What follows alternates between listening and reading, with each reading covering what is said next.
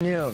Join me as I talk about Michigan's top news stories with experts and leaders from across the state, covering everything including businesses, events, hot topics, and yes, even politics. Watch on our smart TV and smartphone apps and on the web on mymytv.com.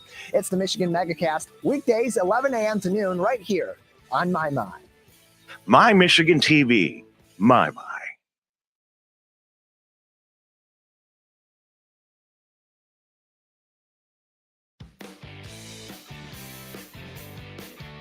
Hi, I'm Tyler Keefe, host of the Michigan Megacast, Monday through Friday from 11 a.m. to noon. Join me as I talk about Michigan's top news stories with experts and leaders from across the state, covering everything including businesses, events, hot topics, and yes, even politics. Watch on our smart TV and smartphone apps and on the web on mymytv.com. It's the Michigan Megacast, weekdays 11 a.m. to noon right here on My. My Michigan TV, My. This is My Michigan TV, a unique news streaming television network. To watch simply add our app to your smartphone or smart TV. You can also watch online at mymytv.com. My Michigan TV, My. Get ready for The Splash Live, Greater West Bloomfield's dedicated update show. Events, businesses, and people. Anything and anyone causing a ripple in the community. And now, let's dive in to The Splash Live. Good morning and welcome to The Splash Live. I am Larry Nyland. Thank you to everyone from West Bloomfield, Keego Harbor, Sylvan Lake, and Orchard Lake for tuning in on this wonderful Monday morning. The Splash Live is Greater West Bloomfield's very own daily TV and radio streaming show. Watch us live Monday through Friday from 9:30 to 10 a.m. on Civic Center TV. Catch us on Comcast Channel 15, AT&T Channel 99, on the web at civiccentertv.com, on Civic Center TV's Facebook app, and you can even listen live on 89.3 Lakes FM. The Splash Live is part of Civic Center TV and Lakes FM's 90 minutes of live local programming. Well, looking at the weather, wow, what a dreary and chilly start it is to the week with a high of only around 57 today. Tonight it's going to be cloudy with a low in the upper 40s, and tomorrow another cold one with a chance of showers and a high of only 54 degrees. Looking at some local headlines today, I want to give a big congratulations to West Bloomfield native and former Miss Michigan Taylor Hale for winning this season's edition of the CBS program Big Brother. For winning the show, Taylor takes home a whopping $750,000 in prize money and is the envy of our own Tyler Keefe, whose dream it is to one day win Big Brother or Survivor. Best of luck next year, Tyler. I know it's going to be you. On Friday, the West Bloomfield Police Department released that they are very pleased to welcome aboard the newest member of the West Bloomfield Youth Assistance, caseworker Lisa Shields. The police department looks forward to many more opportunities to continue their partnership with the Youth Assistance. We want to welcome Lisa to her new position. And last Friday, it was an unfortunate loss for the West Bloomfield Laker football team. What was supposed to be another win in their streak took a turn for the worst and resulted in a 35-18 loss to Rochester Adams. While the game was rough, our Lakers played tough, and this bump in the season will not deter them. We look forward to a hopeful redemption this Friday against Lake Orion at the Lakers' home field, The Swamp in West Bloomfield. As always, tune into the live game on Civic Center TV and WBTV. And if you don't have time to sit down and watch it, listen live on the go at 89.3 Lakes FM. We're going to take a quick break here on the Splash Live, and when we get back, I'll be talking with Greg Flynn, West Bloomfield Fire Department Chief. That's next. Stay tuned. We'll be right back with the Splash Live. Can I ask you a question? Why do you want to get the COVID-19 vaccine? I don't like getting sick. The virus will die. It will be easy to not catch it. Keep my family safe and keep playing soccer. Because I love being vaccinated. What's your hope for everyone? I hope everybody gets the vaccine to keep safe and strong. Be happy, having fun everywhere. Everyone stay safe and hope you get the vaccine. I'm feeling good. Let's savor these moments. Made possible by the COVID-19 vaccine.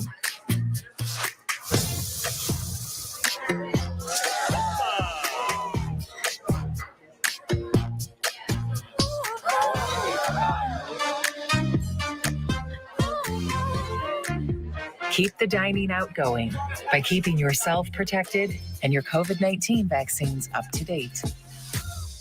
It's peaceful, it's quiet, and the noise and stress of life can sometimes disappear. It's the Great Lakes water. And so what people do ends up in our waterways. It's for our health and safety, it's for our economy, it's for protecting the environment that we all enjoy and we all need to survive. So clearing storm drains and the areas nearby of trash and leaves helps keep them for rain only. We're all about one water in this region. We're all connected. We all have a role. And now, back to the Splash, live. Well, October 2nd begins Fire Prevention Week, and the West Bloomfield Fire Department will be having their annual open house on this Sunday. Joining us now to talk all about that and other things going on in the fire department is Chief Greg Flynn from the West Bloomfield Fire Department. Larry, good morning. Great to be with you. So, I understand that this is the 100th anniversary of Fire Prevention Week. Can you talk about what the history of Fire Prevention Week is and what the goal of it is? Fire has, when we look back in history, fire's been a significant cause of death within communities across our country, especially as it was building up. Many people remember or have heard or studied the Great Chicago Fire, with the lantern being kicked over in the milking shed and then spreading, throughout the city. Or I should say the tail of that being the cause of the fire. But we look at fire in the United States differently than other countries do, Larry. We see fire as kind of an accident, something that just happened. And I think that disconnect between bringing accountability and responsibility for how we handle fire within our homes and within our communities really shapes our attitude towards that and towards prevention. And Fire Safety Week, and first week in October, where fire departments across this country bring prevention to the forefront of the discussion, is part of shaping that conversation and making sure that people realize that while we use fire to heat our homes and to cook our meals, we need to do so with purpose and keeping safety in mind at all times. So as the forecast looks like on Thursday, we're going to start getting some colder weather. And with that brings people turning their furnaces on, using their fireplaces. Could you talk about when the weather starts to change and these things start to be utilized, what people need to keep in mind as far as fire safety? You bring up two really great points as that weather changes, Larry. And the thing we want people to realize is if your furnace, most of the companies have preventative maintenance programs that will come out, and that technician will come out and make sure that they blow any dust and stuff like that off of your burners before they fire up for the cooler weather. And that avoids that smell that sometimes enters the home when people fire up their furnace for the first time after it's set idle for so long. Especially if they've been doing home improvement projects in their basement or crafts or something where they produce large amounts of dust, then that accumulates on those burners inside the furnace. And then when they kick on, all of that product burns off and really can put you at risk for poor efficiency within the furnace, possible malfunction, but ultimately kind of a bad odor in the home. At all times, we encourage people to obviously call us out. We're happy to help sniff that out and look for the culprit of the odor within the home. But that's a good step, is to do some preventative maintenance before you fire it up. And the other good one that you brought up are fires. And we want to make sure that people understand that that you open the flue. That inevitably happens a couple times every year, where someone gets the fire all set and they light that newspaper, that fire starter, and suddenly the smoke is filling the room because they forgot to open the flue and allow that smoke to go out. So I always encourage people to just light that one piece of paper just to test that there's a good draw going up the flue before you light everything else on fire, and getting the chimney sweep out to check the status of your chimney and make sure there's no creosote or buildup inside of that chimney really sets you up for just an enjoyable season of enjoying your fireplace in your home. You brought up when you turn the furnace on for the first time, the different smells. It's always one of those things where you're like, is this a normal smell? Is this what it should smell like? And I think a lot of people are hesitant to go, well, should I call the fire department over this or just an odd smell? So how can you make that determination on when you think something is a problem? really, if the smell resolves quickly, it's probably just the dust. So if it's a temporary thing and then all of a sudden you're searching like, well, can you smell it? So, well, I think I can. That's probably an odor that was just quickly burning off some light dust that was on the burners, and you're all set. If that smell is lingering, if you're 4, 5, 6, 10 minutes into this and it's still lingering or building, you need to dial 911 and we'll send units over, and it's not a problem. That's one of the things we take pride on, is that our community supports the fire department, so we want to be there to support them, even if it's just as a precaution for us to come out. And we're happy to take that call, Larry, when someone says, could they just come over and take a look? I don't see any smoke. I don't see any flames, but I'm concerned. And often what we'll do is just roll an engine company, 2 people in the fire engine that'll come over non-emergency, and we'll just take a look, and we're going to send over your closest fire station. So, Chief, we recently had the 21st anniversary of 9/11, a day which sadly took the lives of so many firefighters from New York City. I know that event led to a huge number of men and women choosing to work as firefighters all over the country. Can you take us back a little bit in time and tell us what inspired you to become a firefighter? Well, I started at a very young age. The catalyst that kind of set me on this path was my niece, Jessica. She had a seizure as a baby, and I just remember, I come from a big family, and we were all there, and my sister-in-law yelled from her where she was in her crib, and we all went in, and there she was having a seizure and turning blue, and everybody was scared, and we stood there, and we didn't know what to do.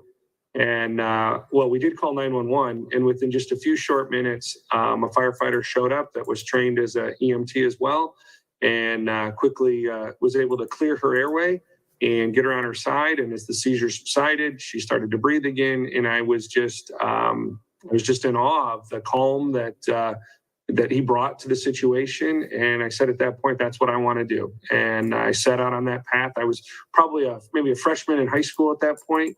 And as soon as I could get enrolled into a class, I was. And I started out at the Goodrich Volunteer Ambulance Base up in Genesee County. And I would go up there after school and dispatch until I turned 18, and I was able to get on an ambulance. And that's where I've worked ever since, Larry, is in the back of an ambulance, except for one stint. I worked at a Frank's Nursery in Krebs, and I was the Christmas tree lighting specialist. So I was the guy who could tell you how many of those you could put together before you, maybe that's what got me down that fire roll, is when Christmas tree lights, kind of too many in line. So Frank's Nursery and Craft, I have this memory of my mom as a young child dragging me there to just look at decorations. It was usually after Christmas when they were on sale, and we just kept going to Frank's.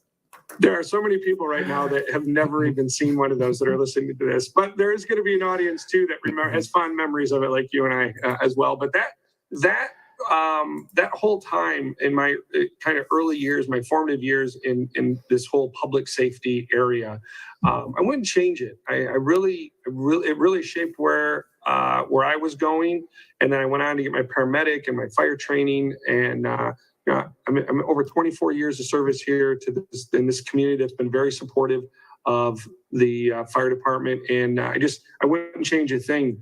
But you bring up the 9/11, and I think that, one of the concerns we have as someone who was alive during 9/11 and as an active responder, not to the event, but working and feeling and empathizing with those first responders in New York and across this country, that we're in a different spot now, Larry, and we're not many people aren't hearing that call. And that is having a negative impact on police and fire and EMS. You may have seen some social media campaigns put out by the state trying to incentivize and bring awareness to these job opportunities as EMTs and paramedics and firefighters and police officers. And I appreciate the opportunity that you continue to highlight that, and your team highlighting that, because it's important that our community have first responders that are dedicated and really want to be doing these jobs. So if we do have anyone in the audience who is interested in being a firefighter, or they have friends or relatives who might be, what are the first steps they can take to make that happen? I think one of the first steps is just come see us.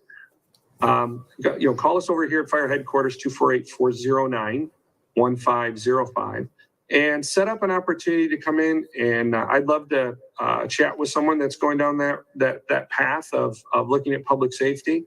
I'm sure our friends over at the police department would have a similar response and be willing to talk to the youth and what it means, because I think that there's a difference between this narrative that you see in national media about what it means to be a firefighter or a police officer or a paramedic, and the narrative that is local and what it's like to be a police officer, a firefighter, or paramedic here in West Bloomfield or in southeastern Michigan. And that's important to keep in mind. There's some great programs here through Oakland Community College, through the Fire Academy and the EMT Academy and the Police Academy. So there's local programs and there's local support. And I think you're even going to find there's going to be more support in the years to come through our township board as they start to really incentivize people coming in with less training, and we train them up to the level that they need to be to fully integrate into our team.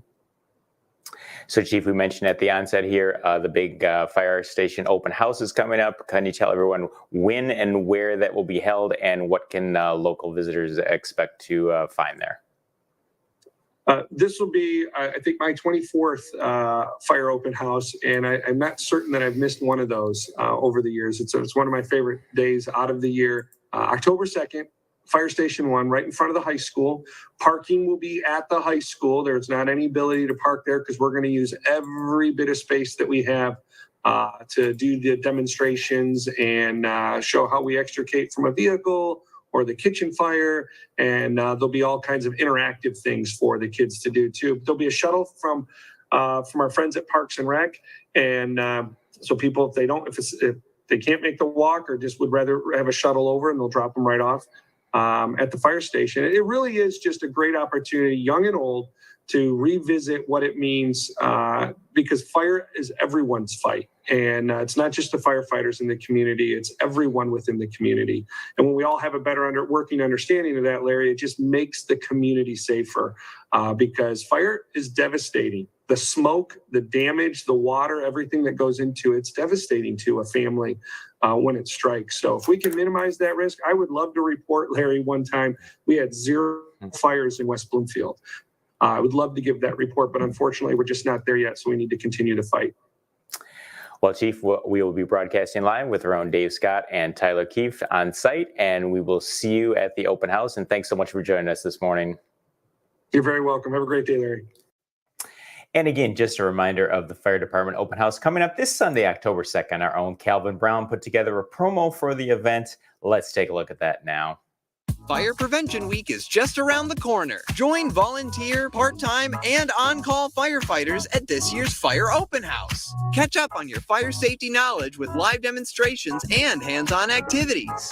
Chat with local businesses and resources about fire prevention, see some familiar faces, fight future fires, and make some new friends. The West Bloomfield Fire Open House, October 2nd from noon to 3 p.m. at Fire Station 1 on Orchard Lake Road. We're going to take a quick break here on the Splash Live, and when we get back, we will welcome to our show Scott Long, Assistant Superintendent of Learning Services for the West Bloomfield School District. We'll be right back.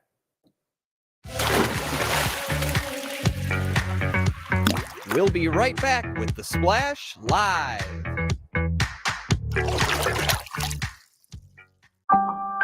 In the face of COVID-19, staying healthy is important. And now the same is true as we face the flu. Influenza has the potential to infect millions, putting lives and the healthcare system at risk. Fortunately, it's easy to protect yourself.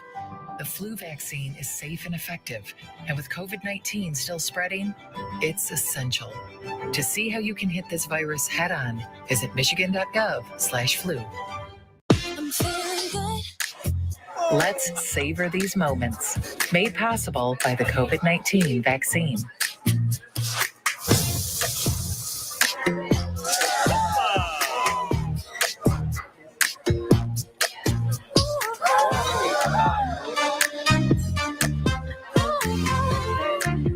Keep the dining out going by keeping yourself protected and your COVID-19 vaccines up to date.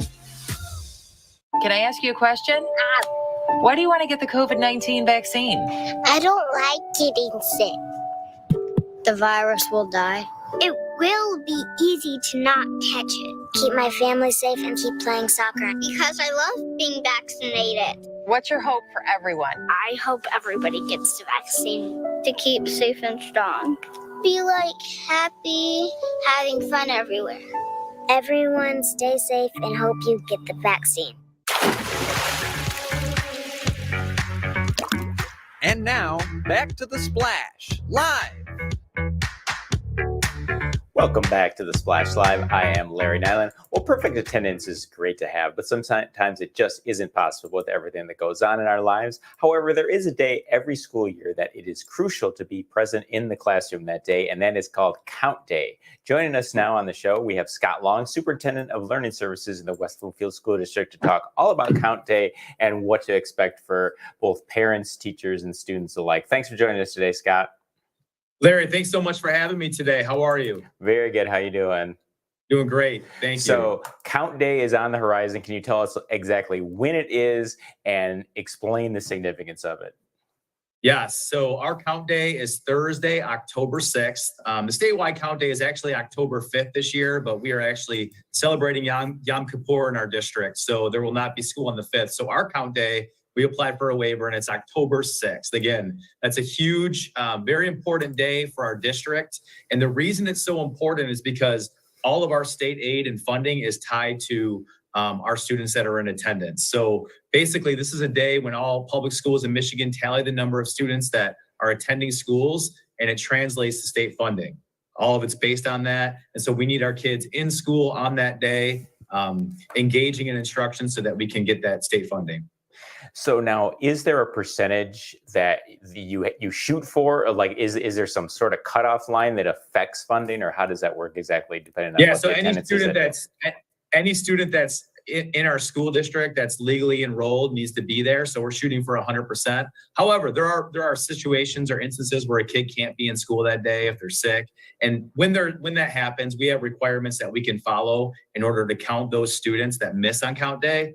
So our goal is to get everybody in school on that day. And then we have contingency plans for those that aren't. We're looking for kids that we have a count window basically. So it's September 27th to November 4th, where if kids are in school in that window, we can count them. All right. Yeah, that's what I was wondering. I wondered how, as an administrator, what your thoughts are on this policy, because it seems like, like if you had great attendance for like all of November and December, and then for whatever reason, this one day, it was kind of low, how that shouldn't seem to have to affect your funding for the entire year, Yeah, exactly. And the fact that we have that window and we have requirements that we can follow to count those students that happen to miss that day or the next day is super helpful for us. And the thing is too, Larry, like we know that school attendance is so important, and we don't want to just make Count Day count. We want to make every single day count for our learners. Their presence and attendance in school is key to their academic success, their social emotional success, their maturity, right? And we know that absenteeism just in the first month of school can predict poor attendance throughout the school year, and poor attendance can influence a student's growth in terms of academics and maturity. We know this is crazy to think about, Larry. Research shows that students that miss 10% of the school year, it'll negatively affect their student performance. And when you think about it, 10% of their school year is really just 2 days per month. So when you think about it, it's really crazy to think about that. So now we're just kind of sort of over the COVID pandemic, but how did Count Day, how was that done during the pandemic? Very delicately. We were fortunate in the sense that, again, you go back to having that window of time there, and there was some flexibility. We were actually in school. There were some districts that weren't in-person instruction, so we were able to make that work. So now Count Day is coming up. Now, are there any incentives for students? Is there like a free lunch or anything? Or it's just like, hey, we need your help. Please do it. Larry, we don't have any specific incentives, but I think our incentive is kids love coming into our buildings and being around our teachers and connecting with each other. We pride ourselves in creating safe places for kids to learn, to feel comfortable, to grow and connect with each other. And to me, to be able to come to school, we want our kids to be excited to come to school. So we work on creating that environment every single day for our kids and our families. So at West Bloomfield Schools, what has the highest percentage of students coming to class consistently? Is it in the higher grades, or is it more in the lower grades like kindergarten and 1 through 6? Highest percentage consistently, you'll see that at the elementary level, middle school level, but they're all pretty much even throughout those grade levels, right? So we just had the big ribbon cutting ceremony for the middle school. I'm guessing you were there. Do you want to talk a little bit about that event, how that went? yeah, so this is really cool, Larry. So I was walking the halls before the actual ribbon cutting at the middle school, and this young man walked up to me and he said, "Hey, coach, how are you?" And I looked and I could recognize his face, and his name was on the tip of my tongue. And he goes, "Let me help you out. You coached me when I was in 7th grade." He's 28 years old right now. Wow. He doesn't have any siblings in the district, but he wanted to come back with his family and just see this amazing place that we created for our middle school students and families. So I thought that was a really neat story, that we had not just families that are currently in the district, but families that have had kids that have graduated out coming back to see this amazing place. There was lots of energy. Principal Amy Hughes did a wonderful job speaking to the entire group, and so did Dr. Bazzi, and so did our president, Stacy Brickman of the school board. So there was a really cool event in our auditoria, which is a combination of a cafeteria and an auditorium that included those speakers. We had a great performance from our choir.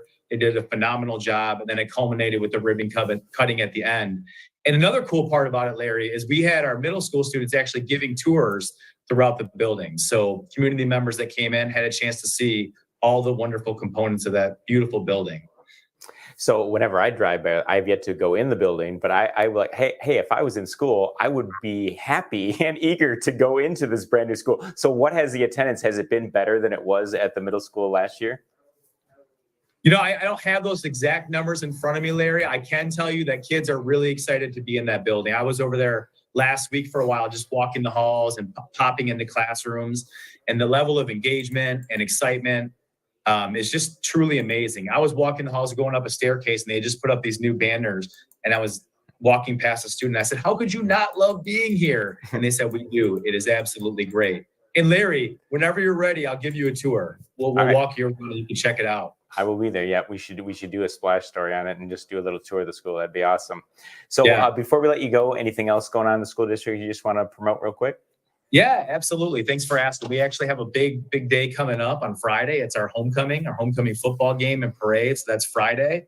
For our elementary families, specifically our 5th grade families, we're going to be launching instrumental music for the first time in a long time embedded within the school day. And so September 29th at 7 p.m., we have an informational parent Zoom for those families. If they want to find out more, they can contact their building administrators. That's for our 5th grade families. Wednesday, September 28th is a superintendent meet and greet at West Bloomfield Middle School at 7 p.m. It's a chance to have an opportunity to meet Dr. Bazzi, who is just doing a wonderful job in the district. And on Tuesday, September 27th, we have an African-American parent networking meeting at the high school at 7 p.m. So lots of things happening this week. All right. And just for one more time, for the parents and students alike, remind us about Count Day. Thursday, October 6th, make it count. Everybody be in school. You're ready for learning. And let's make every single day count for learning, because our kids grow when we have that shared partnership and we have students in the building. Well, Scott, we want to thank you so much for joining us this morning, and best of luck on Count Day, and we will have you back and we'll see how everything went. Thanks, Larry. I really appreciate your time, and I hope the community has a great day. That was Scott Long, Assistant Superintendent of Learning Services for the West Bloomfield School District. We want to thank our guests today, Scott, and also Chief Greg Flynn from the West Bloomfield Fire Department. And we want to thank all of our viewers for hanging out with us on the Splash Live. I am Larry Nyland. A happy Monday to all of you in West Bloomfield, Keego Harbor, Sylvan Lake, and Orchard Lake. The Splash is our very own West Bloomfield TV's radio and streaming show. Watch us live Monday through Friday from 9:30 to 10 a.m. on Civic Center TV and live on Comcast Channel 15, AT&T Channel 99, on the web at civiccentertv.com, on Civic Center TV's Facebook app, and you can even listen live on 89.3 Lakes FM. Greater West Bloomfield, we will see you tomorrow.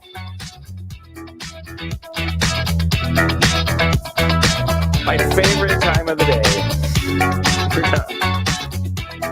Yeah.